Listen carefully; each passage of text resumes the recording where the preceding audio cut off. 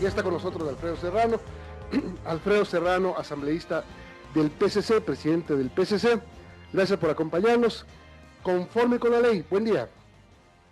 Buenos días, Milton. Un saludo cordial para usted, para Verónica, que la veo allí. Un saludo cordial para quienes nos acompañan en esta entrevista.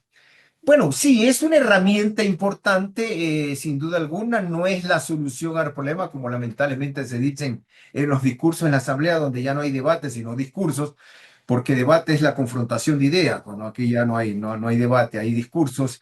No es que con esto ya resolvemos definitivamente el problema de la crisis de inseguridad que vive el país. Es una herramienta importante, sí. Esta es la séptima herramienta que le da la Asamblea al actual gobierno. Seis en el periodo pasado y con la del día pasado, el día sábado, pues la séptima herramienta y que sin duda alguna puede ayudar en esta lucha contra la delincuencia. Bueno, ¿cuáles son los puntos polémicos que no se modificaron o que sí se modificaron y que hacen que la ley sea, digamos, más tratable y menos polémica? Sin duda alguna, la prisión preventiva sin orden judicial, haberla eliminado, alivia el problema de lo que significa la posibilidad de una demanda de inconstitucionalidad. Yo creo que es así. Escuchó la comisión las observaciones que se hizo en la Asamblea y eso es positivo de resaltar porque yo, si bien es cierto, critico lo negativo, también quiero resaltar lo positivo. Yo creo que la comisión hizo unos grandes avances para volver a la ley más digerible desde el punto de vista constitucional, ¿no es cierto? Se mantiene todavía el allanamiento sin orden judicial, sino que será de control posterior en 24 horas por parte del juez. No es menos cierto que también se incorporaron aditamentos a ese artículo para volverlo un poco más susceptible de que pase, que no tenga problemas en la Corte Constitucional. Lo más importante de esto es haber creado un régimen especial para que sean tratados dentro de este proceso llamado conflicto armado no internacional los temas que quienes sean agarrados en este conflicto van a estar sometidos a un régimen especial, ya que el ordinario pues no ha funcionado. Es obvio que tenemos que avanzar en esto y en ese punto un poco hemos como que estirado en algo la Constitución, pero que creemos nosotros, los socialcristianos, que era necesario para lograr el objetivo. Alfredo, buenos días. De esta normativa que también incluye esta figura del indulto diferido que fue polémica en la discusión, se menciona que este indulto diferido lo ponen para evitar que los efectivos policiales y militares sean sujetos de prisión preventiva. ¿Usted cómo ve la inclusión del indulto diferido? Bueno, ya la prisión preventiva estaba ya tipificada en normas anteriores, no recuerdo en cuál de las normas estaba ya, que no se podía meter preso a un policía. Creo que fue en la norma esta luego de la consulta popular. No se le podía someter a prisión preventiva. Lo que se ha hecho ahora, incluso también ahí se corrigió el tema constitucional, porque el proyecto original hablaba de que usted le podía dar el indulto al inicio de la etapa Claro. de investigación. Ahora, obviamente, el presidente lo que hace es anunciar y se compromete a darles el indulto, pero una vez que exista una sentencia. De esa forma cubrimos el tema constitucional de que tiene que haber una sentencia en firme para que funcione el indulto. Eso también fue corregido por parte de la comisión. El tema económico de la ley. ¿Cómo quedó el tema económico? O Bueno, sea, la el posibilidad verdadero de que la objetivo gente es, le done recursos, perdón. sí, perdón, el verdadero objetivo que en inicio decía la ley, combatir a las economías criminales.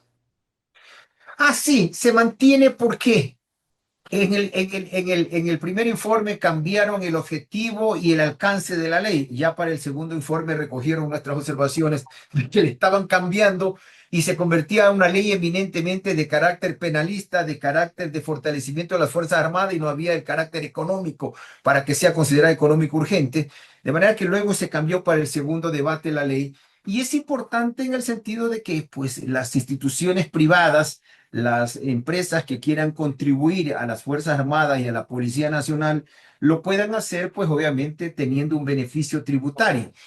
Se suponía que cuando aprobaron el IVA, el incremento del 12 al 15% al cual nosotros nos opusimos, iban a existir los recursos necesarios suficientes recursos necesarios, decían en los debates, para darle a la fuerza pública. Lamentablemente, pues esos recursos fueron utilizados para pagar a nuestros tenedores de deuda y en ese momento pues dejamos descubiertas a las Fuerzas Armadas sin el verdaderamente equipamiento.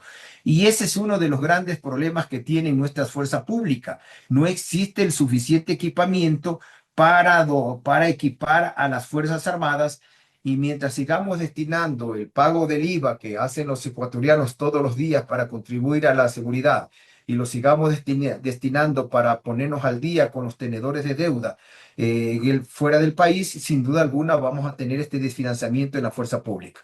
Este tema es importante. Se contemplan incentivos fiscales, donaciones de empresas privadas de equipamiento militar y policial podrán deducirse hasta el 30% del impuesto a la renta. Ahora, ¿cómo operativizar esas donaciones? Porque, no sé, se me ocurre, una empresa quiere donar 100 cascos, otra empresa quiere donar 100 fusiles, otra, no sé, vehículos. Me imagino que debe haber un orden y una canalización y un estándar de lo que se tiene que entregar y no. Sí, sí, y está establecido para que sea el reglamento. Era imposible que la ley pueda establecer estos mecanismos, ¿no es cierto? Y obviamente ahí es donde entra el reglamento para justamente reglamentar, valga la redundancia, el procedimiento bajo el cual pues la fuerza pública puede recibir este tipo de ayudas.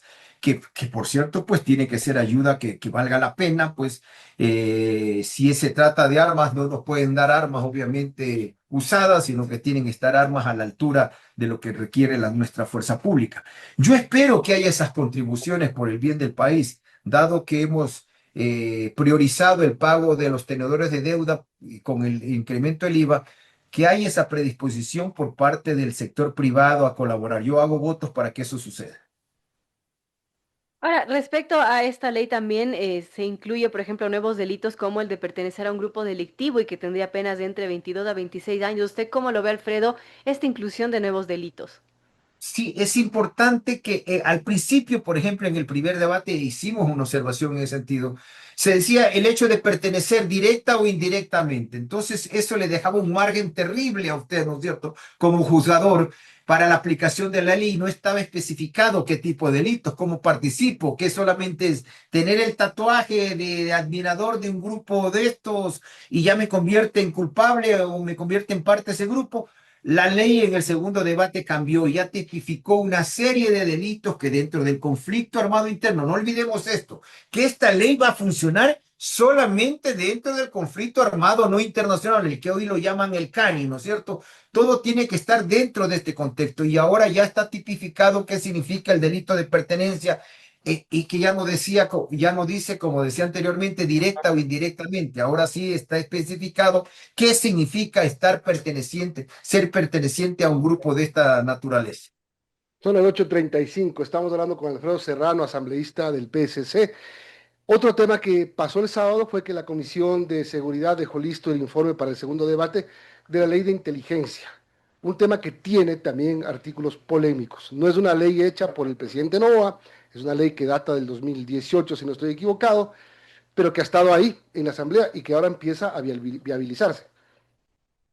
A diferencia, Milton, de la Comisión de Régimen Económico que recogió observaciones y bastante observaciones de los asambleístas, la Comisión de Seguridad no recogió las observaciones.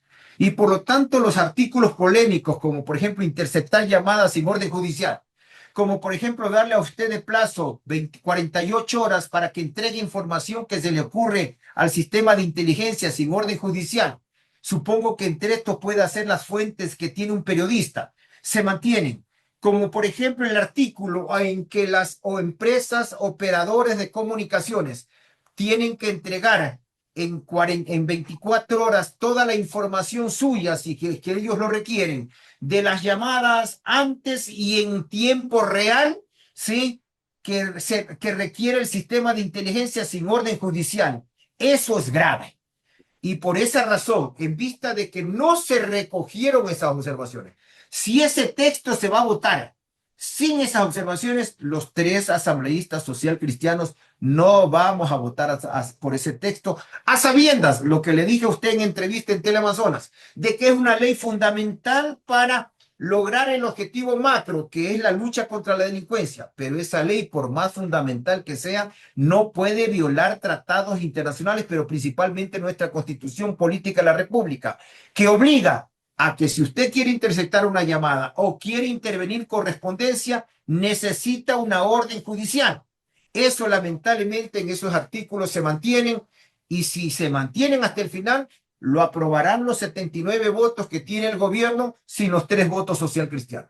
6 votos a favor en la asamblea, en la comisión, que fueron Andrés Castillo, Camila Cueva, Mario Zambrano, Carolina Dueñas, Francisco Ceballos e Inés Alarcón, todos de ADN, y en contra votaron Mariana Yumbay de Pachacutic, Gerardo Machado, Yajaira Urresta y Yarien Noriega de la Revolución Ciudadana. ¿Por qué cree usted que no se permitió ningún tipo de observación?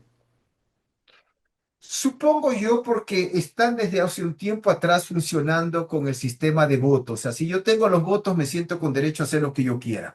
Con tal que tenga 79 votos, no importa que no voten los social cristianos, no importa que no voten tal o cual partido. Esta misma ley, la que aprobamos el día sábado, pudo haberse aprobado fácilmente con unos 100 votos si se la votaba por partes, como ya se acostumbra. Pero la arrogancia, la prepotencia está por encima de los intereses del país. Se pudo haber votado por partes porque entiendo que hay legisladores que decían en este tema no estoy de acuerdo. Votemos por separado, en los otros sí estoy de acuerdo. Cristian Benavides, asambleísta independiente del Carchi, hizo una observación importante por la cual él quería votar en todo menos en un artículo. No le dieron la oportunidad. Si hubiéramos mandado un mensaje potente, imagínense el mensaje potente que hubiera sido aprobar una ley con más de 100 votos. Estos son los mensajes que hay que dar. No solamente significa aprobar una ley con 82 votos, 84 votos que aprobamos, cuando esa ley pudo haber sido aprobada en los temas macro, en los temas importantes, con más de 100 votos. Lamentablemente eso no es parte de las prioridades del gobierno o de la bancada o quien dirige la sesión, que es buscar la mayor cantidad de votos, sino que simplemente se apruebe, aunque sea con las justas. Y es lo que pasó en la Comisión de Seguridad. Hicimos observaciones en el primer debate, se abrió un debate interesante y de pronto llegan allá y repiten el mismo texto. Yo incluso había hecho una observación elemental, ¿no es cierto? Que no es de no es de fondo, pero sí de forma, como es ponerle requisitos a quién va a tener que manejar todo el sistema integrado de inteligencia al país. Con 2 requisitos: que tenga experiencia y que tenga preparación académica. No los cogieron. Sin embargo, no me hago lío por ese artículo. Si finalmente no le quieren poner ese artículo, yo votaría. Pero en lo que no voy a votar, mi querido Milton, es que tengamos que aprobar artículos como los que acabo de mencionar, que ponen en serio riesgo la intimidad de los ecuatorianos, de todos los 18 millones de ecuatorianos, sobre pretexto de la seguridad interna del Estado. Bien, son las 8:40. Tenemos que terminar, nos dice en producción, así que gracias a Alfredo Serrano por acompañarnos en esta mañana. Muchas gracias a ustedes, Milton, Verónica, que tengan un bendecido día.